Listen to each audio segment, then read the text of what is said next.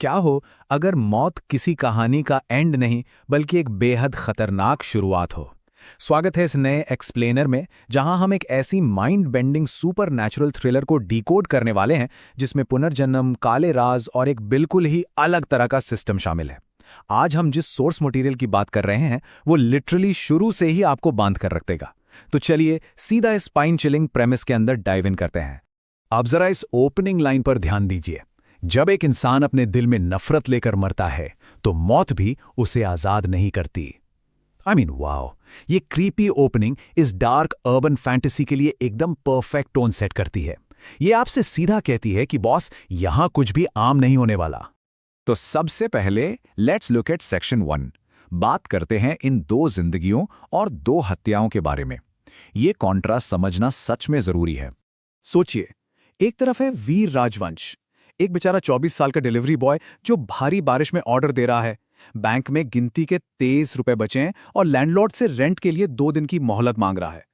और दूसरी तरफ बम युवराज राजवंश, इंडिया की सबसे यंगेस्ट बिलियनियर फैमिली का हेयर, लैम्बोर्गिनी, लग्जरी लाइफस्टाइल, सब कुछ।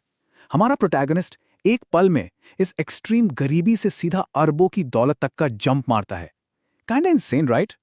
लेकिन इन दोनों अलग अलग जिंदगियों में एक बहुत ही डार्क सिमिलैरिटी है।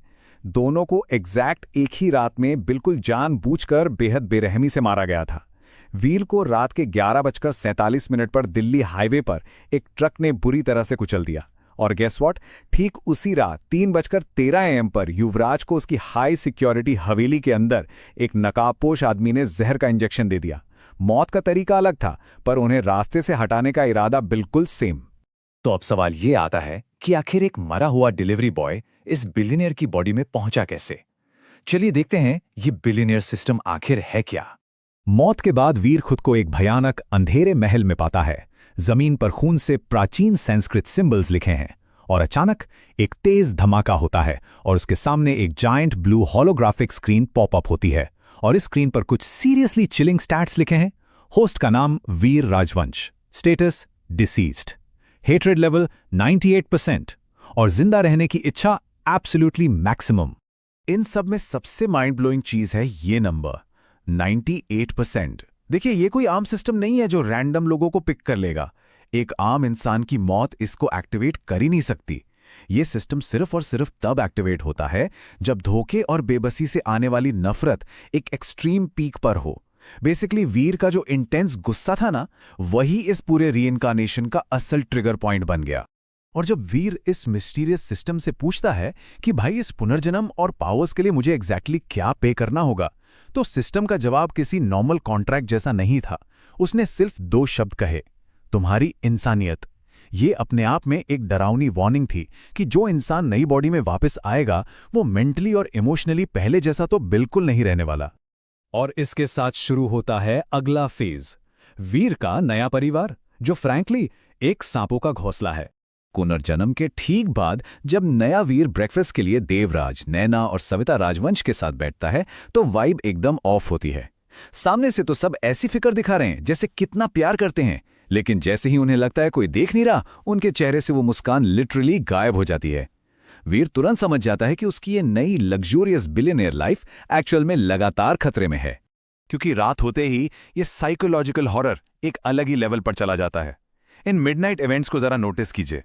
पहले ही दिन सविता के पीछे एक चुपचाप खड़ी सफेद साड़ी वाली औरत दिखती है। फिर रात के ठीक 1:07 पर कॉरिडोर में आहटे आना और लाइट्स का फ्लिकर होना, और इसका क्लाइमैक्स होता है बाथरूम में एक बेहद ग्रूसम नज़ारे के साथ। एक नौकर फैन से उल्टा लटका मिलता है जिसकी आंखें निकाल ली गई हैं और शीशे पर खून से लिखा होता है, तुमने ये जिस्म चुराया है। लिटरल गूज बम्प्स। और यहीं पर सिस्टम अपनी असली गेम लाइक मैकेनिक्स दिखाता है। वो इस पूरे हॉरर सीन को एक अर्जेंट क्वेस्ट में बदल देता है। वीर के पास सिर्फ 10 मिनट हैं हवेली में छुपी उस आत्मा को ढूंढने के लिए। अगर फेल हुआ तो डीमन उसकी बॉडी को पजेस कर लेगा, लेकिन अगर सक्सेसफुल रहा तो सिस्टम 5 करोड़ रुपए का मैसिव कैश रिवॉर्ड देगा। ये डर और गेमिफिकेशन का एक बेहद ही वाइल्ड कॉम्बिनेशन है। चलिए अब इन अंधेरों में छुपे हुए राजों को अनकवर करते हैं और देखते हैं कि वीर इन सबसे कैसे लड़ता है। इस मिशन को कंप्लीट करने के लिए सिस्टम वीर को एक नई और क्रूशियल स्किल देता है, शैडो विजन। इसे ऑन करते ही पूरे मैंशन का आवरण ही बदल जाता है। गोस्टली फिंगरप्रिंट्स, दीवारों से निकलता काला धुआं और हिडन सुपरनैचुरल दुनिया सब साफ दिखने लगता है। इस स्किल के जरिए वीर को मिलती है बेसमेंट का रास्ता, जहां एक आधा जला हुआ मॉन्स्टर उस पर अटैक कर देता है। पर वीर अब रुकने वाला नहीं। वो तुरंत सिस्टम की शैडो स्ट्राइक एबिलिटी यूज करता है और एक ही झटके में उस मॉन्स्टर की राख बना देता है। उस मॉन्स्टर को हराते ही बेसमेंट की दीवार के पीछे एक सीक्रेट रूम खुलता है और वहां का नजारा किसी को भी ट्रॉमा दे दे। इंसानी खोपड़ियां, काले जादू का सामान और एक सदियों पुरानी डायरी। उस डायरी के एक पेज पर जो लिखा था, उसने कहानी में एक नया ही ट्विस्ट ला दिया। राजवंश परिवार ने अपनी आत्माओं का सौदा किया था। यह इस बात का क्लियर प्रूफ था कि यह सिर्फ एक बिगड़ी हुई अमीर फैमिली नहीं, बल्कि किसी डार्क सुपरनैचुरल कल्ट का हिस्सा है। लेकिन सच कहूं तो इस पूरी स्टोरी का सबसे बड़ा इमोशनल गट पंच इन भूतों या मॉन्स्टर्स से नहीं आता। वो आता है इस rapid fire CCTV room sequence में। वीर को एक अननोन नंबर से टेक्स्ट आता है, वेलकम बैक टू हेल। वो हवेली के मॉनिटर रूम में जाता है और स्क्रीन पर अचानक उसके खुद के हाईवे एक्सीडेंट का वीडियो चलने लगता है। जब ट्रक उससे कुचलता है तो ड्राइवर बाहर आकर अपना हेलमेट उतारता है और गेस कीजिए वो कौन था? उसका अपना सबसे बेस्ट फ्रेंड कबीर सेठी। वो दोस्त जिसके साथ उसने अपना हर दुख बांटा, उसी ने पैसों के लालच में उसकी जान ले ली। ये अनएक्सपेक्टेड धोखा उसके उस 98% हेट्रेड लेवल को पूरी तरह जस्टिफाई कर देता है। और आखिर में आते हैं भाग 5 पर, इस श्राप के फाइनल और सबसे कंफ्यूजिंग पजल पीस पर।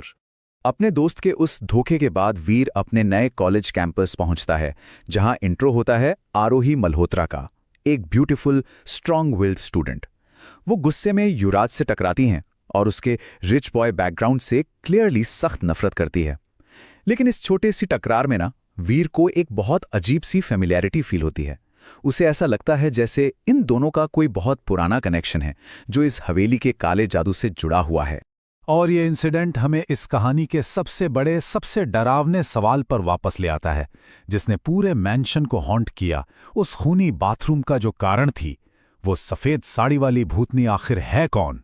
तो एक आधी रात को छत पर भारी तूफान और बारिश के बीच वो खौफनाक भूतनी फाइनली वीर के सामने अपना चेहरा रिवील करती है। और शॉकिंग बात पता है क्या थी?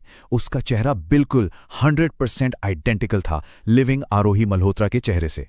एक तरफ एक जिंदा कॉलेज की लड़की जो युवराज से नफरत करती है, और दूसरी तरफ एक डार्क स्पिरिट जिसका मर्डर हो चुका है, और दोनों का चेहरा एग्जैक्ट सेम। नो वे, राइट? ये रैशनली इम्पॉसिबल है, पर यही कड़वा सच था। कहानी इस डिमोनिक प्रॉमिस के साथ एंड होती है। वो भूतनी वीर को घूरती और कहती है, जिन्हें तुम चाहते हो वो सब मरेंगे। ये आखिरी वार्निंग सच में काफी हैवी है। ये हमें कंप्लीटली इस सोच में छोड़ देती है कि आखिर वीर एक ऐसे श्राप से कैसे डील करेगा जिसका चेहरा किसी लिविंग इंसान जैसा दिखता है। क्या वो सच में अपनी इंसानियत खो देगा? वेल, इस माइंड बेंडिंग सवाल और क्लिफहैंगर के साथ हम आज के ये एक्सप्लेनर यहीं रैप अप करते हैं। पर सीरियसली, आपके हिसाब से इस कर्स के पीछे का आखिर मास्टर प्लान क्या हो सकता है?